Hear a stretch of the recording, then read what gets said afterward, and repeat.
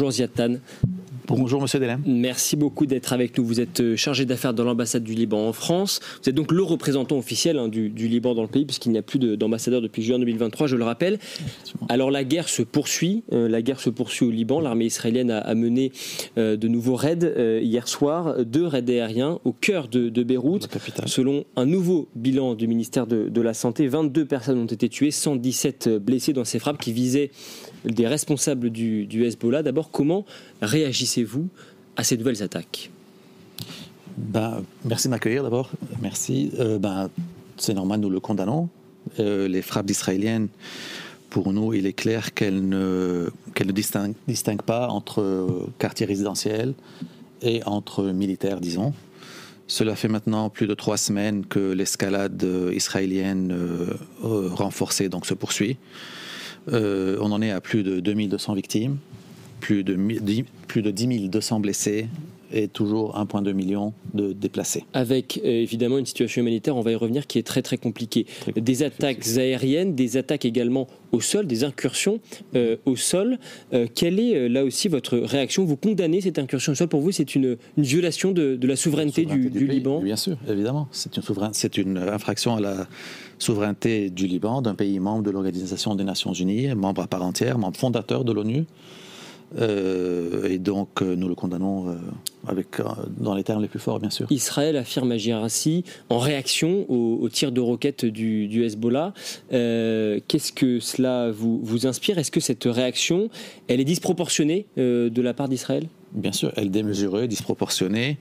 Et nous avons dit dès le départ, il y a 1 an, le gouvernement libanais dit que ce n'est pas que la guerre et puis l'utilisation de la force ne réglera pas le problème, ne permettrait pas le retour des colons israéliens vers le nord d'Israël, et qu'il faut recourir à la diplomatie et à la négociation. Et on va évidemment revenir sur cette question de la diplomatie, sur d'abord l'enjeu autour de cette incursion terrestre de l'armée israélienne, il y a des débats là-dessus. On va écouter ce que disait sur ce plateau Frédéric Ansel il y a quelques jours à propos de la légalité ou non de l'intervention terrestre israélienne sur le sol du Liban. Les Israéliens craignent un nouveau 7 octobre, mais qui proviendrait du Sud-Liban. Et de ce point de vue-là, donc, ils ont décidé de renvoyer le Hezbollah. Alors, une fois n'est pas coutume, je dois vous le dire, en droit international, les Israéliens ont la loi pour eux. C'est-à-dire que la résolution 1701 d'août 2006, donc date de la dernière guerre entre Israël et le Hezbollah, imposait au mouvement islamiste chiite de se retirer au nord du Litanie. Il ne l'a jamais fait. Non seulement il ne l'a pas fait, mais il s'est surarmé à la frontière israélienne. Donc là, dans ce schéma, Netanyahou, il est très conforté, et pas seulement par son opinion, pour renvoyer donc le Hezbollah au nord du Litanie. Je pense que c'est son but de guerre principal. Quel est votre point de vue sur ce sujet, Ziad Tan ? Est-ce que c'est vrai de dire aujourd'hui, comme le dit le géopolitologue Frédéric Ansel, que l'État d'Israël a le droit international avec lui dans cette intervention terrestre ? Non, je dirais pas ça. Je dirais qu'il y a aussi une grande partie de propagande israélienne. Ce que je pourrais dire aussi, c'est que les Israéliens n'ont pas respecté la résolution 1701, qui date de 2006. Donc en 18 ans, les Israéliens ont violé cette résolution plus de 33 000 fois. Sur quel point n'ont-ils pas respecté ? Les violations de l'espace aérien libanais. La 1701 prévoyait aussi que les Israéliens ne devraient pas survoler l'espace aérien libanais, ce qu'ils n'ont jamais arrêté de faire depuis 2006. Ce que vous réclamez aujourd'hui, c'est que l'État d'Israël retire purement et simplement ses troupes du sol libanais. Bien sûr, qu'il retire ses troupes du sol libanais, et puis que bien sûr qu'ils arrêtent leur aide aérien, leur bombardement du Liban, et que à terme aussi, ils respectent la 1701 sous tous ses angles, il leur incombe aussi des responsabilités sur la 1701. Il n'y a pas qu'au Liban. Pourquoi n'êtes-vous pas entendu quand vous dites tout cela ? On a l'impression que vous êtes face à une guerre qui finalement vous dépasse. Écoutez, il y a une grande partie de propagande. On est entendu, au fait. Dans les instances internationales, c'est de la position du Liban Nous la faisons savoir, nous l'affirmons à chaque fois qu'il y a une réunion, à chaque fois qu'il y a une conférence. Nous l'avons dit au sommet de la francophonie la semaine dernière ici à Paris. Nous le disons à l'ONU tout le temps. Nos responsables, Premier ministre, ministre des Affaires étrangères, le chef de l'Assemblée nationale aussi, dans leur discussion avec tous les responsables internationaux, on partage ce message. Justement, sur la réaction des responsables internationaux, est-ce que vous comprenez la solidarité maintes fois exprimée, répétée des responsables occidentaux à l'égard d'Israël ? Pas vraiment. Au fait, on aurait aimé avoir une telle empathie, disons, avec le Liban aussi. Nous la voyons de certains pays, bien sûr, dont la France en tête, les pays arabes. Mais nous voyons souvent qu'il y a deux poids deux mesures, franchement. Est-ce que vous estimez que la France en a fait suffisamment aux côtés du Liban ? On sait que des liens particuliers unissent nos deux pays. Exactement. Donc l'action de la France, je ne pourrais pas dire, il n'y a rien à dire vraiment, elle est à la hauteur des relations privilégiées historiques entre nos deux pays. La France, donc sous la direction du président Macron, est vraiment bien à côté du Liban. Elle fait vraiment beaucoup sur la scène internationale. Il a, dans un premier temps, Emmanuel Macron appelé à une grande conférence sur le Liban. Est-ce que c'est vraiment de cela dont vous avez besoin aujourd'hui ?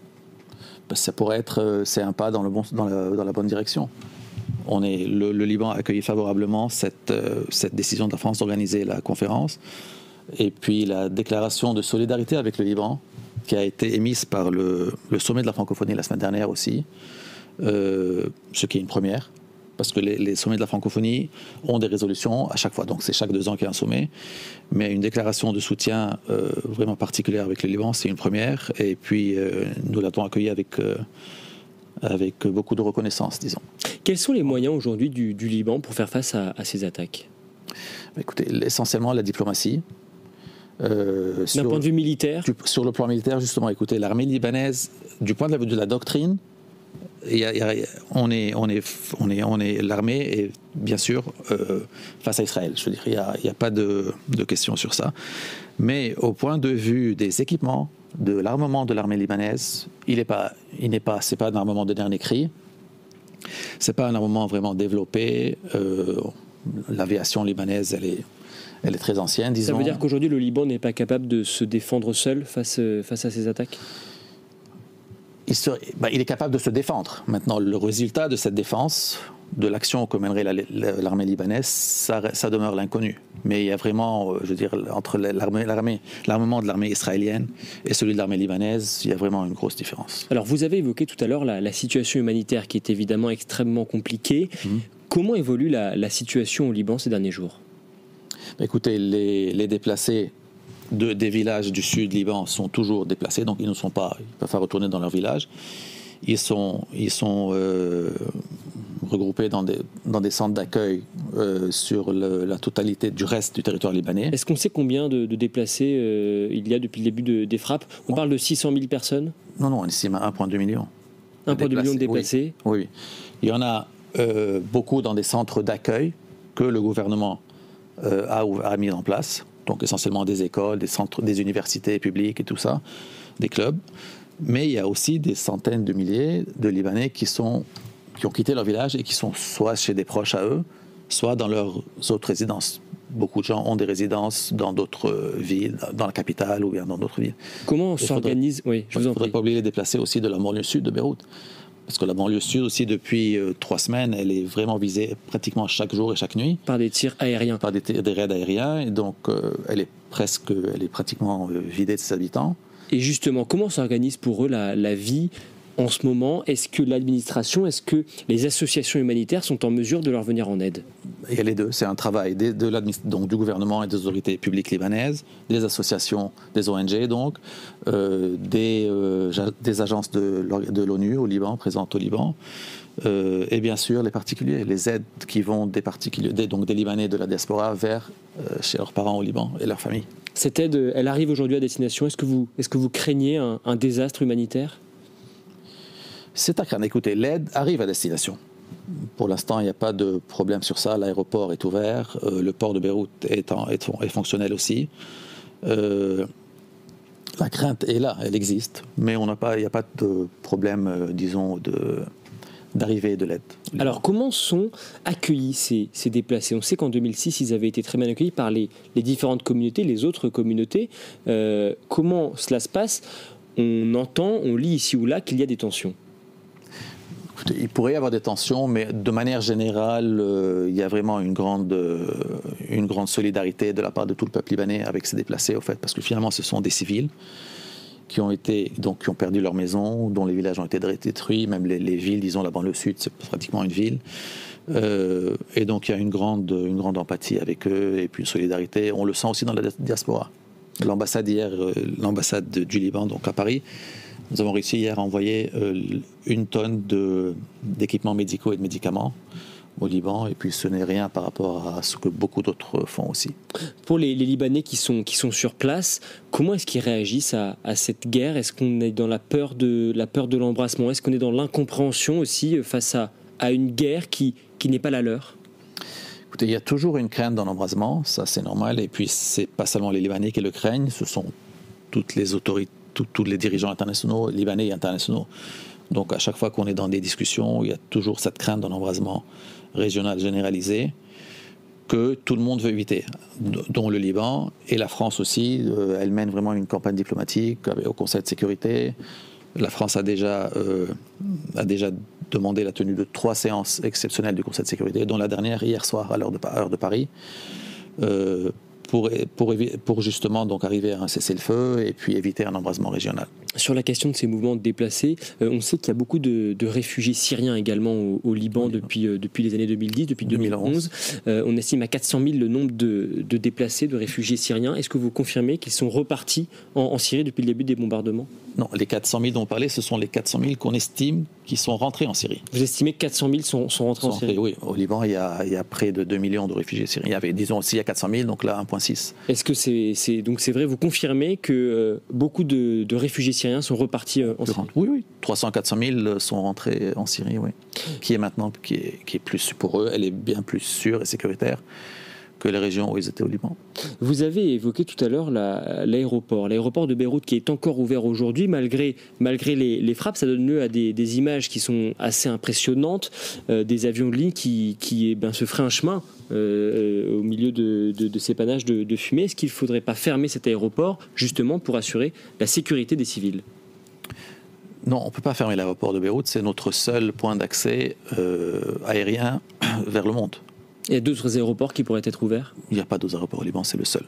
Il y a un autre aéroport militaire qui est beaucoup plus petit, mais qui ne peut pas être utilisé pour des vols civils. Le chef des forces libanaises appelle par exemple à rouvrir l'aéroport de Cléat dans le nord du pays. Il y a des appels en ce sens, mais l'aéroport n'est pas prêt, il n'est pas fonctionnel. Donc si jamais on veut ouvrir un autre aéroport, ça demande du temps, des infrastructures qui ne sont pas prêtes actuellement. Donc l'aéroport international de Beyrouth est vraiment le seul poumon pour le cargo aérien vers le Liban et du Liban. Sur la suite de ce conflit, les États-Unis, la France appellent à un cessez-le-feu. J'imagine que vous soutenez cette demande. Ça passe par un accord. Quelle forme peut prendre cet accord ? Écoutez, la proposition franco-américaine, qui date d'il y a près de 2 semaines, c'était pour un cessez-le-feu de 21 jours, lors desquels il y aurait des discussions plus avancées, indirectes bien sûr, pour aboutir à une résolution donc plus à la longue, plus pérenne de la situation actuelle. Et donc ça va passer certainement finalement par une décision de l'ONU. Ce qui se passe actuellement, vous appelez à une solution diplomatique. Ce qui se passe actuellement, est-ce que c'est pas précisément l'échec de la diplomatie ? Écoutez, la diplomatie, elle a des difficultés actuellement, mais en fin de compte, c'est la diplomatie qui va prévaloir. Ça veut dire, par la force et par la guerre, on ne va aboutir nulle part. Israël n'aboutira nulle part. Donc, ils prennent leur temps, ils estiment qu'ils ont le temps. Encore quelques semaines, ils se disent, on entend il y a des dates butoirs, les élections américaines, disons, ou autres. Mais en fin de compte, ça va être une solution diplomatique. Là aussi, dans cette solution diplomatique que vous appelez mieux vaut tôt que tard, là aussi, quel doit être le rôle de la France dans cette solution diplomatique ? Le rôle de la France, il est fondamental.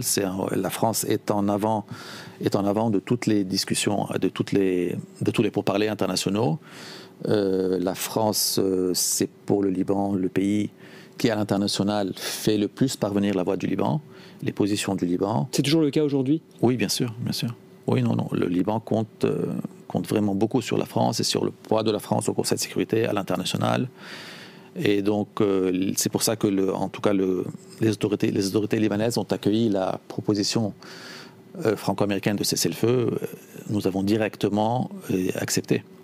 Par rapport à la situation intérieure du Liban, il y a cette demande de cessez-le-feu.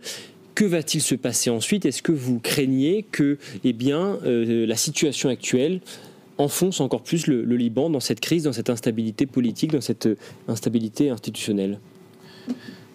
Écoutez, l'instabilité institutionnelle date depuis maintenant bientôt 2 ans. À la fin octobre, on aura le mandat du dernier président de la République, le général Aoun. Donc fin octobre, ça fera 2 ans qu'on n'a plus de président de la République. L'urgence de la situation, au fait, nous oblige à résoudre ce problème de vacances. Il faut rétablir les institutions politiques du pays, élire un président de la République, un nouveau gouvernement de pleine fonction. Ce sont des mesures qui doivent être faites le plus rapidement possible. Je veux dire, le pays est dans une situation où on n'a plus le luxe de se permettre de rester en vacances. Certains observateurs estiment que l'affaiblissement du Hezbollah pourrait finalement permettre au Liban de se remettre sur la bonne voie, de se remettre sur les rails. Écoutez, le Hezbollah est une entité politique à part entière dans le pays, au Liban, donc comme les autres partis politiques. Maintenant, les conséquences de la situation actuelle sur le Hezbollah, on ne peut pas les prévoir dès maintenant, on verra. Merci Ziad Tan, merci pour ces éléments. Je rappelle que vous êtes chargé d'affaires dans l'ambassade du Liban en France et on continue évidemment de suivre très attentivement l'évolution de la situation au Liban et dans tout le Proche-Orient. Toutes les dernières informations sont à retrouver sur lefigaro.fr et les récits également de nos envoyés spéciaux. Merci à vous. Merci beaucoup. Pour votre présence sur notre plateau.